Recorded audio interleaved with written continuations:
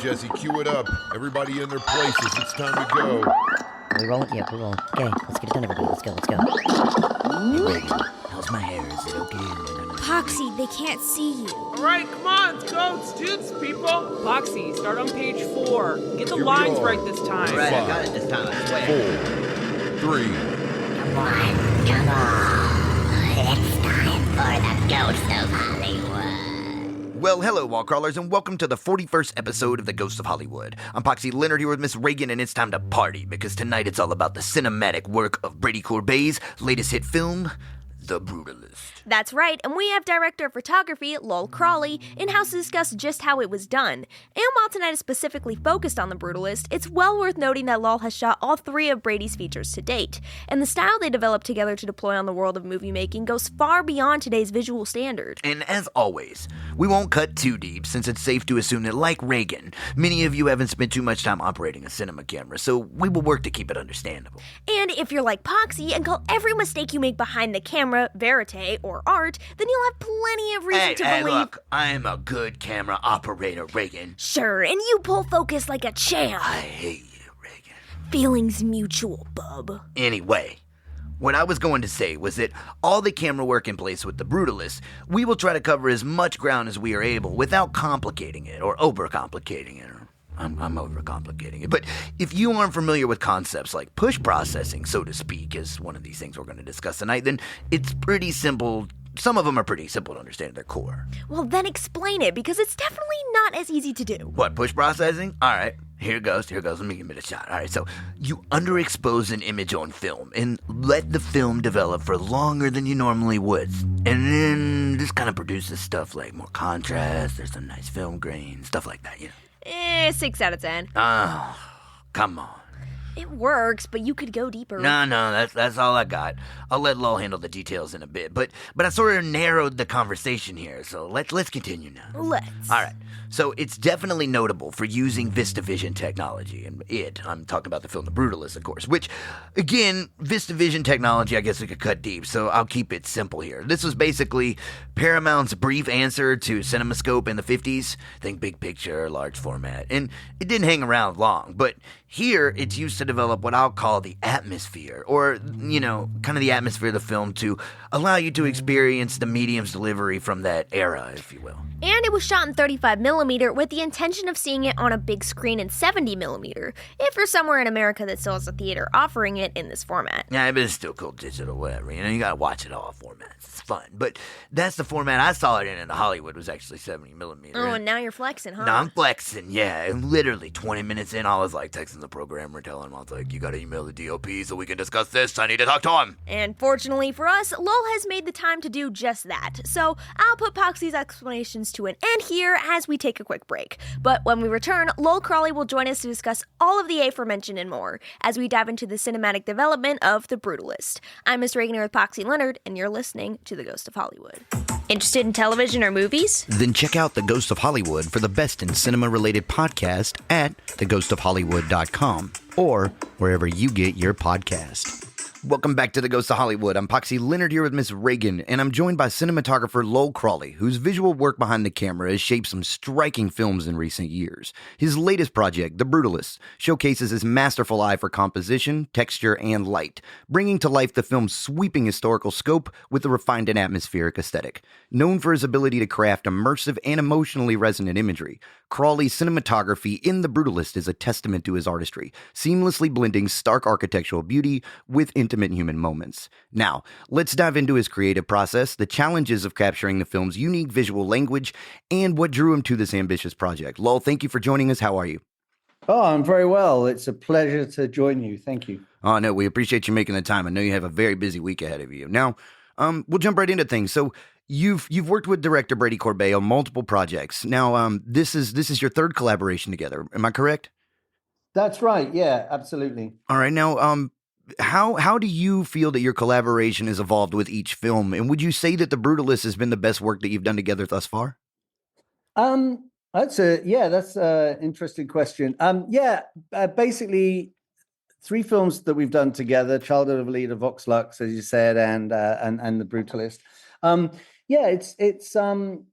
we've always shot film. In some ways, all three films are kind of an unofficial trilogy in some regards. I mean, they examine thematically, they examine similar things. But yeah, aesthetically, we've definitely evolved, and there have been certain things that we've been drawn to in terms of language, film language, and I think, yeah, absolutely. In The Brutalist, we've I feel like these things have really come together, and we've really, I'm very proud of what we've achieved. So, in the film, you use VistaVision and large format cinematography. Now, I've read this was done to correlate with the period the movie takes place. Can you discuss the challenges working with this format? Yeah, absolutely. I mean, it's essentially a still 35 mil, but a traditional motion picture camera pulls the film through vertically, 2, 3, or 4 perforations at a time. What the VistaVision camera does is pulls it through horizontally 8 perforations at a time, like a stills camera would. It's essentially the original full frame 35 mil. And so therefore you get twice the neg area, and you end up with a wider field of view, you end up with higher resolution, which is beautiful. It's a beautiful, beautiful format and camera system to work on, but it is also an older camera system. So it dates back to the 50s, and I think maybe the camera body we worked on was from the 70s. And so therefore there are challenges technically. It's the fact that the film is being pulled through horizontally means that it's not a terribly ergonomic camera. Normally, everything would sit upright vertically upon your shoulder, for example, when you're handheld. With the VistaVision, it's like an IMAX camera, in the sense that the magazine is it sits flat, and so that makes it a little less ergonomic. And basically, a film camera has a little video camera that on it that takes the image so that everyone else can see what it is that you're framing for, and you can try to judge performance. They're a little rudimentary on these cameras, unfortunately. So all of these things are technically challenging, but are vastly outweighed by the beautiful images it can create. Well, what was the reasoning behind the decision to shoot the film in 35 millimeter with a theatrical release in 70 millimeter? Brady and I have always shot 35 mil. One of the reasons being that all 3 movies that we've worked on together are all period movies. Now, as we know, a lot of us know, with digital cinematography and with increasing resolution of sort of 8K, for example, there's very much a sort of modernity, a sense of modernity, and sort of like hyper definition, if you will, to these cameras. And when you're trying to sort of like capture period details, either in costumes or environments or cars or faces, the two are, in our experience, are kind of at odds with each other, so really, even with modern stocks that are incredibly, I mean, I love them, they're fantastic stocks, but they're still also very, very, the grain has improved and they become quite clean. What we do, Brady and I do, is underexpose the film stock and push process the film stock in order to get a much more sort of painterly aesthetic. So the shadows are no longer sort of the rich blacks of photography speak, but they're now more the way that akin to how a painter would build up the blacks with purples and browns and things like that. So that's essentially our choice for why we shoot 35. Yeah, you've mentioned in previous interviews you've mastered, I guess, the push processing a little more. You said you've gone from 2 stops back to a stop and a half, correct? Oh, that's right. Yeah. I mean, I worked with Photochem, and I think, I think the kind of realization was that extra half a stop didn't really give you a great deal more other than just increased grain and stuff. So we've kind of gravitated round to about a stop and a half. That makes sense. Now, with I wanted to also ask, with the push processing, were there Were there specific scenes in this that you really focused on, act like say on set on accomplishing the underexposure in essence to like highlight this that are notable to you? Sorry, yes. I think most of the time, I mean, even though we've done it on day exteriors as well, most of the time I find that if I'm in a dark situation, like for example, when we first meet Laszlo Toth, played by Adrian Brody, in the ship, there's predominantly a very, very dark environment in there. And so I'm not a cinematographer who tends to overlight.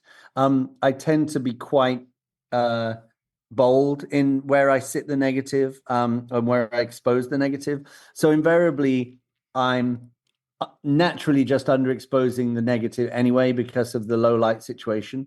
And so I think those are the scenes where and obviously there's scenes where you see far more black detail. There's just more shadow in the composition, black, areas of negative space. And I think that's where you really see this kind of desire to seek a more sort of like painterly aesthetic.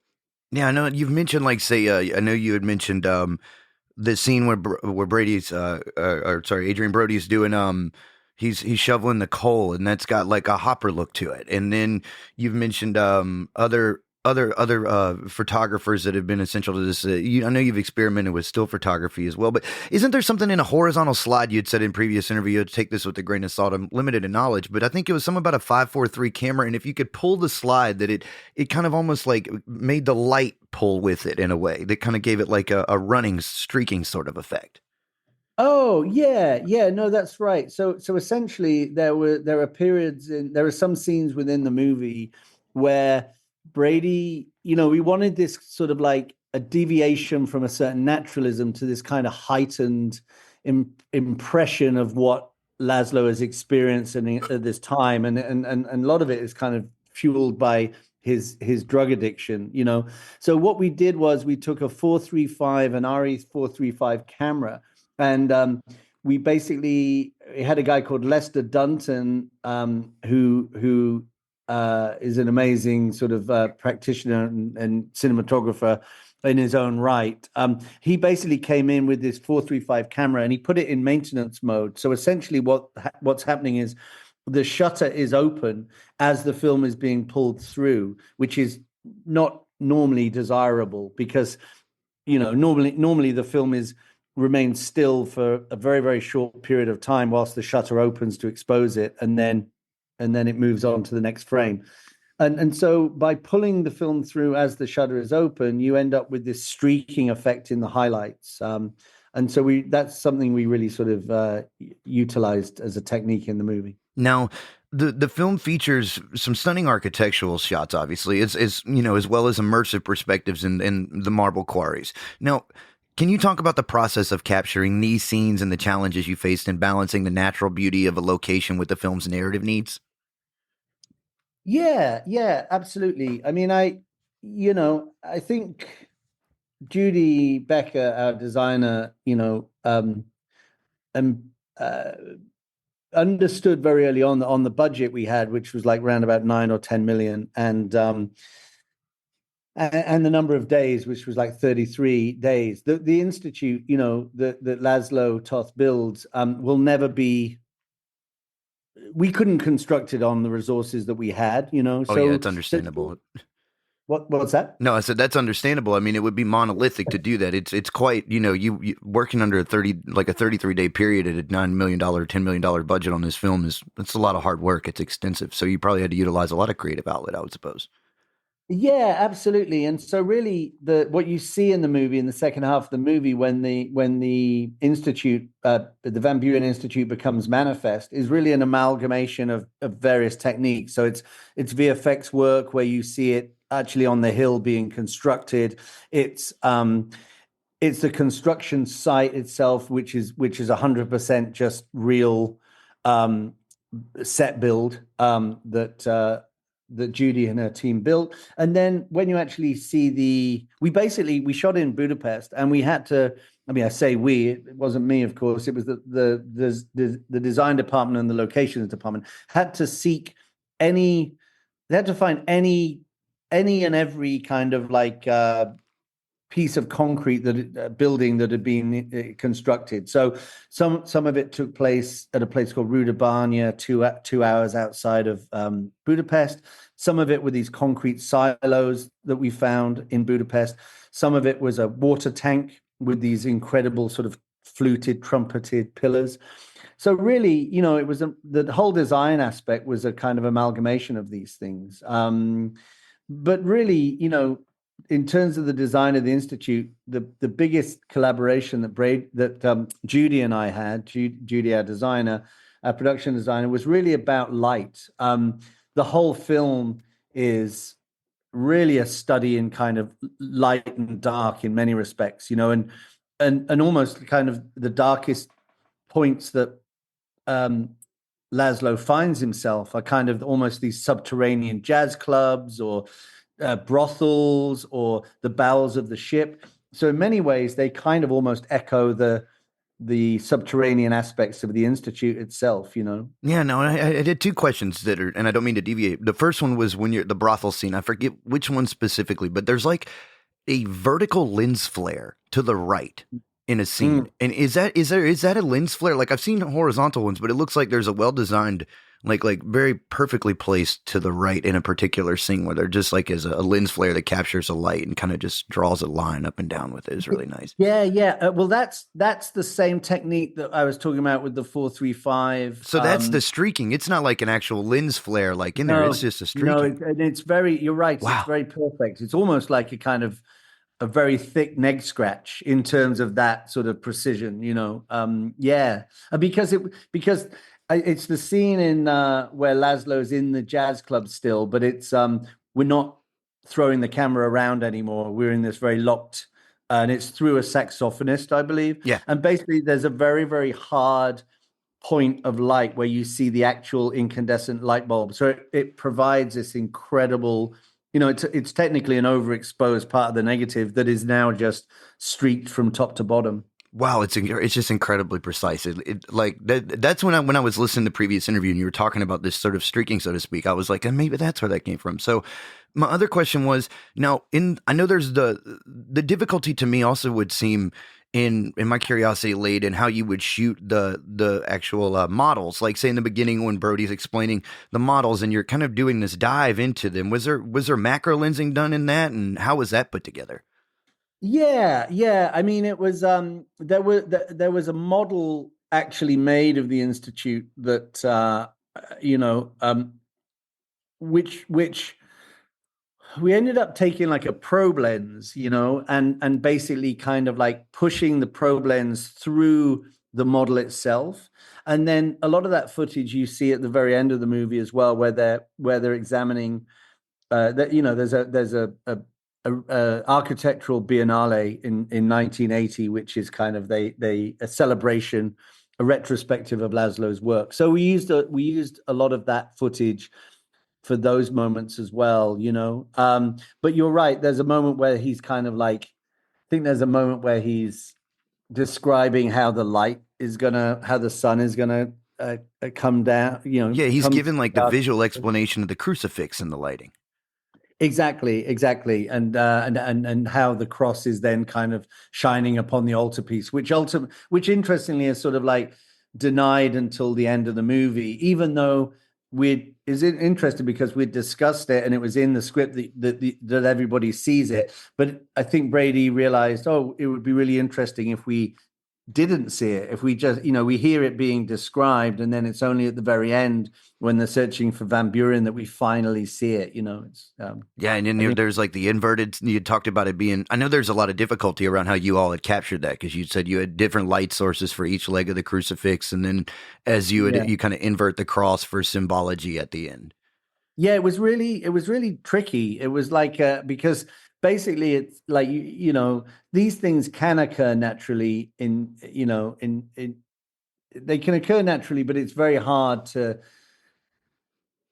create that in a physical space, that very hard sort of gobo effect, very, very precise cross, so we had to use that with like these two moving lights. My my gaffer Attila Dozzi constructed these two moving lights, or sort of stacked them out of shot in the only place you can hide.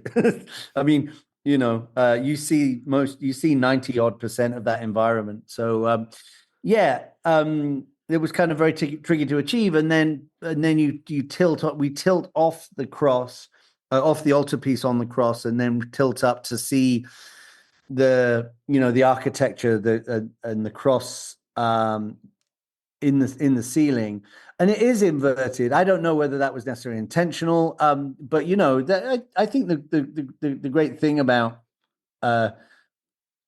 going to see a movie is that you can come out of the movie and you can sit and have a beer or a meal, and you can have all sorts of theories about what this thing meant, and they're all as valid as each other, once they're in the hands of the viewer. I understand. All right, well, it's time for a quick break here on The Ghost of Hollywood. I'm Poxy Leonard with Miss Reagan, and we are speaking with cinematographer Lowell Crawley about his recent work as the director of photography on Brady Corbet's film, The Brutalist. It's time to pass things over to my friends Simon and Lennox for a brief tale of campfire horrors. That's right, we're going to tell you all about the cinematic nightmares that come from the depths of the past, and hopefully they will not be in the depths of the future. Hopefully. All that said, we will return in just a few minutes to continue our conversation with Lowell, so stay tuned. You are listening to The Ghost of Hollywood. When it comes to making movies, anything can go wrong. And tonight we're here to discuss that on the Cinematic Dumpster Fire. What's up, everybody? I'm your host, Simon, and I'd like to welcome you back to another special segment of the Cinematic Dumpster Fire. And by special, well, that's not true. I'm actually about to tell you some awful shit that makes you aware of just how monumentally difficult it can be to make movies, and the lengths we go to achieve our vision in creating them. Yeah, and this one's sad. They're all sad. True. That said, tonight we discuss the death of cinematic aviator Art Scholl. But before we get to the end of his story, let's rewind just a bit. While Art Scholl may not be a familiar name to most of you listening, I can almost guarantee you've seen some of his work in films such as The Right Stuff, The Great Waldo Pepper, or Iron Eagle, to name a few. But Scholl goes further back than movies, with an extensive career in aviation, notably his PhD in aviation management, 4 FAA certificates, and flew in several international competitions. What's an FAA certificate? Now that I look at it, this guy's like an ultra pilot. What's an FAA certificate? Bet he was born in an airplane. Are you going to answer the question? What? Oh, sorry. Federal Aviation Administration. Thank you. And he wasn't born in a plane. He was actually born in Milwaukee on Christmas Eve in 1931. See? Flight holiday. Flight holiday? You have a deer flying a fucking sled? I'm gonna ignore you now. Anyway, the year 1985 finds Scholl working on aero cinematography for the Tom Cruise lead hit, Top Gun. And to do this, he would use his Pitt Model S two-way airplane. Scholl also owned and operated 2 Super Chipmunks, which are like trainer aircrafts, one of which he modified extensively if I'm reading correctly. Yeah, he flew his dog around in those. What? Forget it. Alright, well in that case, get to the point already. If by point, you mean the core of the story. Are you serious? Fine. So, back to the Pitt plane I mentioned a moment ago. Now, for context, Scholl was well affiliated with this plane, having won the 1974 U.S. Aerobatic Championship in it. The plane had also been modified to mount cameras for the aeronautical shots Scholl was working on. Side note, while I can't completely validate this, legend has it that Scholl was actually working on filming the same scenes for the tailspin that caused Maverick and Goose to eject in Top Gun. And this is essentially what actually happened to Art Scholl in real life while he was filming in the Pitt biplane. So on September 16th, 1985, Art was being followed by 2 spotters when he initiated the introverted tailspin at 4,000 feet. And really quick, a spotter is literally as described. Art had around 2 friends following in another plane, monitoring air traffic around them, but moments after Art began the tailspin, he radioed that he had a problem, but failed to elaborate. And again, a second later, when he reached 1,500 feet, he repeated himself, this time emphasizing he really had a problem. And then he crashed into open waters, right off the coast of Carlsbad. But no one saw it, including the spotters. And to make things even worse, no one ever found Art Scholl. While some debris from the plane surfaced, it's believed Scholl sank 900 feet into the ocean, still in the plane. And to this day, no one really knows what caused the crash, although there's been plenty of speculation from aviation specialists throughout the years. And no, the dog wasn't with him on the flight. What in the hell? You mentioned his dog earlier. To which you replied, what? I was listening. Apparently. Anyway, that'll wrap up a short little fireside horror story from the depths of cinema hell. I'm your host Simon here with Lennox, and it's time to turn things back over to Poxy and Reagan so they can continue their conversation with Academy Award nominated cinematographer Lowell Crawley. Until next time, everybody. Interested in television or movies? Then check out The Ghost of Hollywood for the best in cinema-related podcast at theghostofhollywood.com or wherever you get your podcast. Now, there's a memorable scene in The Brutalist where the camera uniquely captures the Statue of Liberty.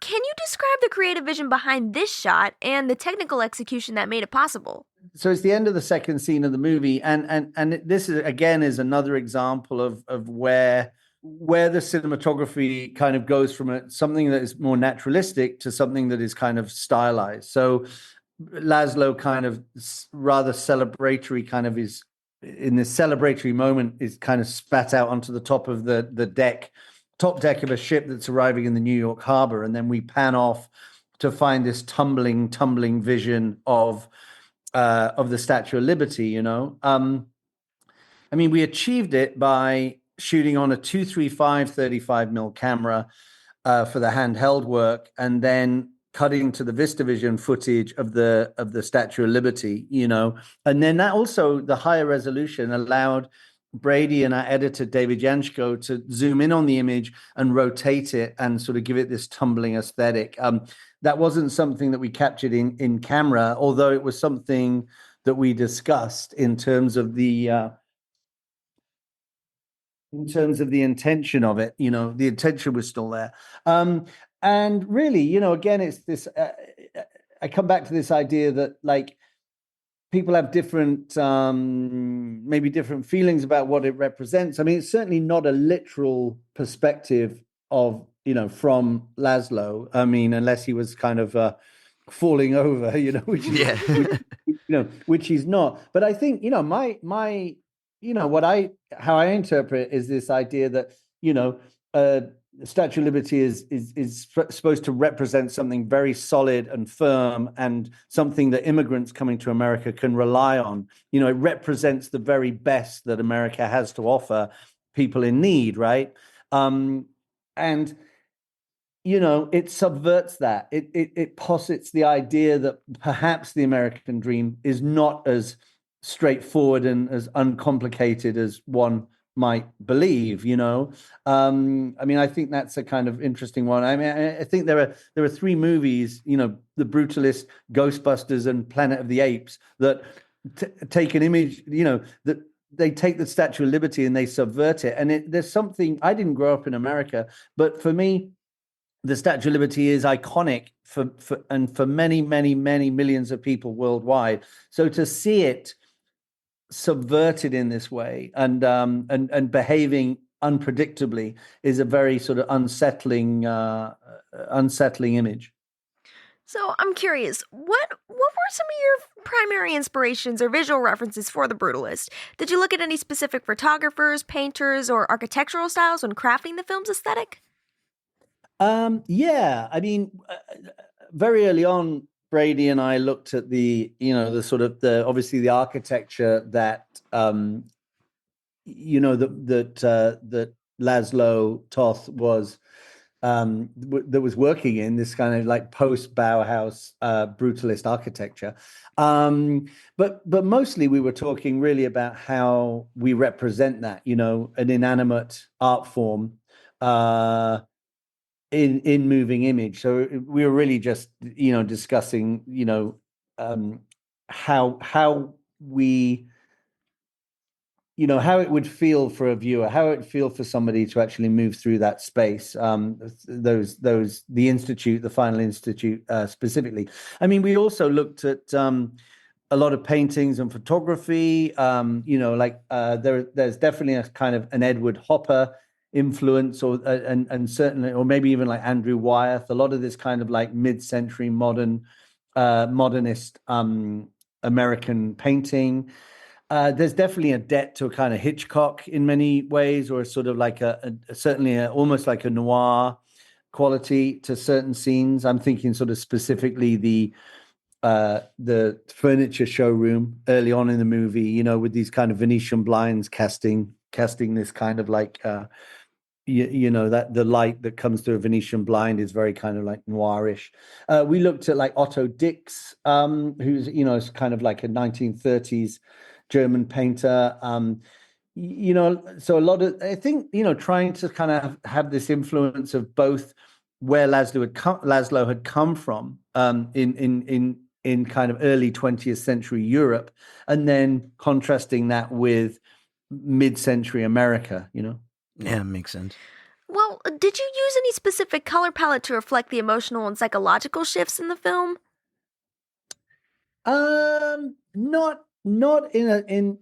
Not to such a degree that somebody like Storaro would do, and be able to continue, you know, be able to argue and explain exactly, you know, well, you know, green represents, you know, envy, or, you know, there was nothing kind of, there were no conversations to that extent, you know.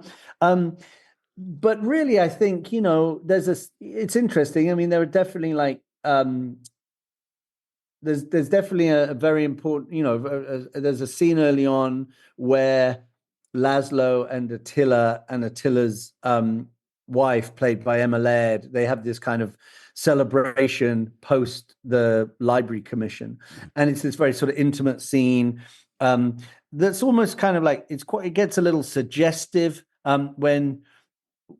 Oh yeah, you think something's going to happen between them, and then she turns it. that Laszlo should have this kind of intimate dance almost with his wife, and you're not quite sure what's being suggested, and then by the end of it, there's this kind of like there's this flirtatious kind of seduction and then rejection in some regards, and that whole scene was sort of imbued with Emma's wearing this beautiful red dress, and there's this kind of like warm golden light coming in from outside, and then contrasted with this greeny kind of quality from this kind of quite harsh practical light.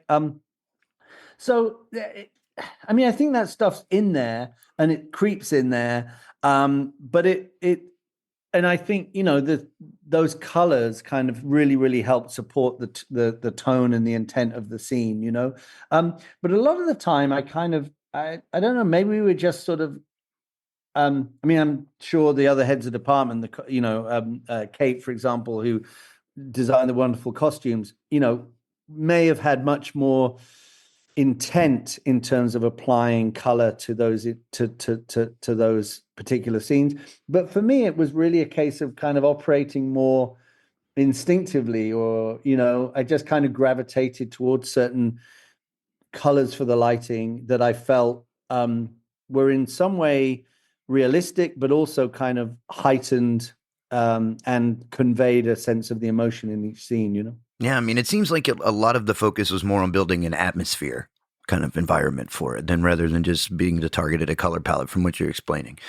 Am I understanding? Now, to farther that, given it was a lot, you know, it was shot in VistaVision, were there any cinematic or like say movies from, you know, because I mean Paramount largely used a VistaVision system, I believe. Were there any like Paramount movies of the 50s or anything at that time that kind of stood out to you all aesthetically, where you're like, maybe we drive under this influence a little bit or that? Was there anything as far as movies go that kind of factored into influence? I mean, I've said, you know, like Hitchcock, I think, you know, Vertigo, and you know, other movies that he'd used the VistaVision system were definitely of an influence. I mean, because also, I mean, Brady said very early on, he's like, well, you know, as well as the aesthetic, you know, the wider field of view that you get from the camera system, and, you know, as well as that, he really was excited by the idea of using a camera system from that time to shoot a film that was set at that time, you know. So he felt that very much kind of, you know, that very much kind of justified it, if that makes sense. I understand. Now, were there any scenes where you intentionally broke away from the expected aesthetic to create contrast or subvert the audience expectations? I think most notably, probably at the end of the movie, you know, that takes place is kind of like an epilogue that takes place. I think that's the most notable sort of departure. I mean, Brady said very early on he wanted this kind of like almost like a patchwork quality to the aesthetic. Like he wanted it to feel like an archive. So he didn't want to iron out every single inconsistency. He wanted to kind of like, he wanted some 16 mil in there that felt like Frederick Wiseman. He wanted VistaVision. He wanted 35. He then also wanted, like at the end of the movie, like we were saying, he wanted this embrace the kind of digi-beta quality of like 1980s, and what's interesting is I still find it quite funny in a way, because there is a sort of intended humor, or definitely a comment. I think a lot of what Brady is exploring in the three films is this contrast of like modernity versus antiquity, and like raising the question kind of like, have we improved? So given that you've seen this beautiful kind of like film aesthetic, and then now you're sort of confronted with, well, hey, this is progress. We're, check out the new digital technology, or the new, you know what I mean? So it's it has like a relatively primitive drawback in a way. Yeah, it's like, have we really progressed? And then also it's like the marble quarries, the marble that came from those quarries, was used for Pieta and the Statue of David. Now there's a lot of like, home work surfaces being made for that. And so it's part of this big comment between like, are we improving as a species? Are we moving forward, or are we kind of, so I think part of that kind of contrast and juxtaposition of aesthetic is maybe kind of exploring that question also. Yeah, it's definitely a great example. The film has a strong cast, including Adrian Brody and Felicity Jones.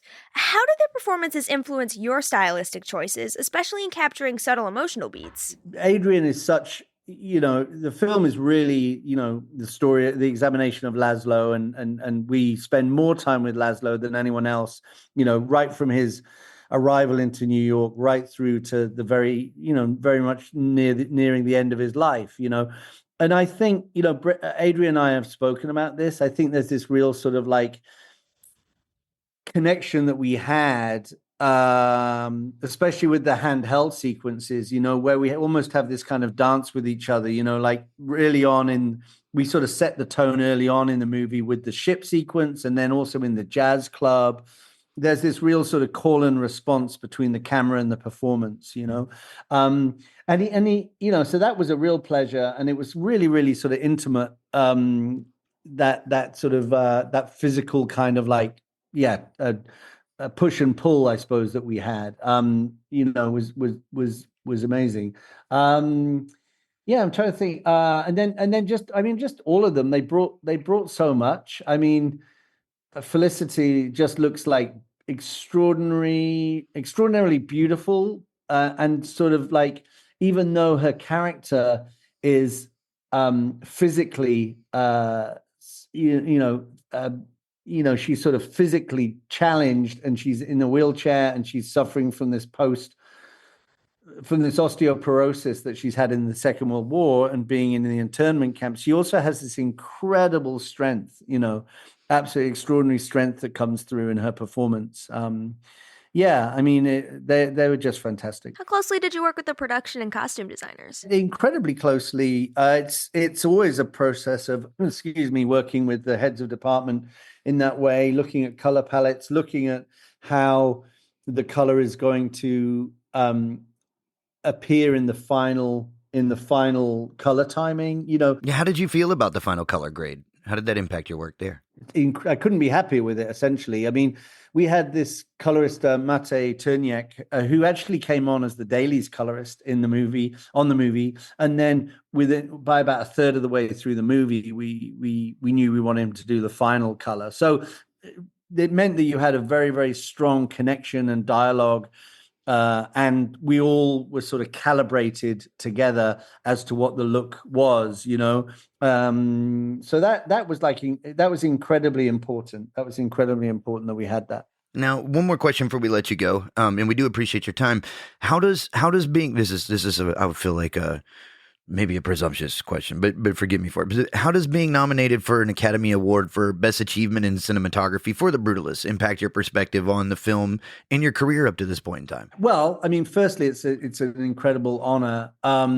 It hasn't changed my perspective on the film in terms of the work that we've done. I mean, I was even before the nomination, I was incredibly proud of it. I feel that I couldn't have done any better. It's as good as I can give at this moment. It's like, but of course, it's wonderful that the Academy are recognizing the film and that the audiences are really responding to the film as well. I've never experienced anything like it. It's my first nomination, and I really hope that as well as the plaudits and the awards the film's receiving, that it's hoping in some way that it contributes to the ongoing that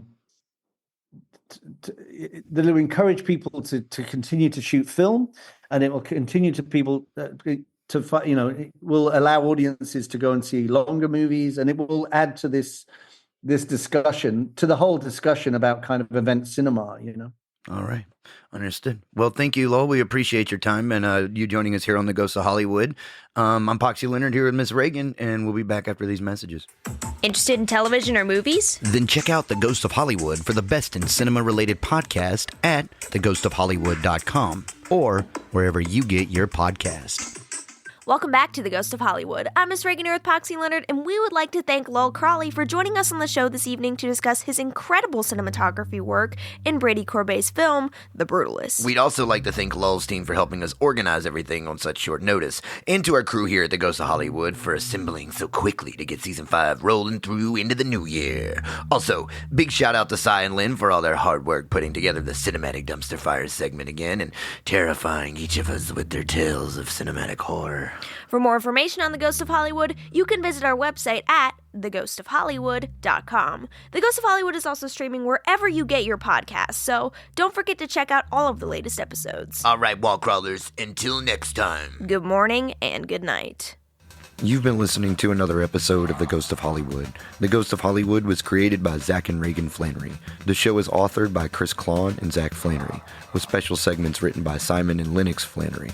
The show is mixed by Lennox Flannery and Zach Flannery at In Whistle Productions in Vancouver, Washington. The show is mastered by Grady Sizemore at Microphonic Meltdown in Portland, Oregon. For more information, please visit microphonicmeltdown.com. The show is composed by Jesse Garcia, Zach Flannery, as the styling head in Pineapple Nightmare. For more information, please visit stylinghead at bandcamp.com. The Ghost of Hollywood is also streaming wherever you get your podcast. And for more information on The Ghost of Hollywood, you can visit our website at theghostofhollywood.com.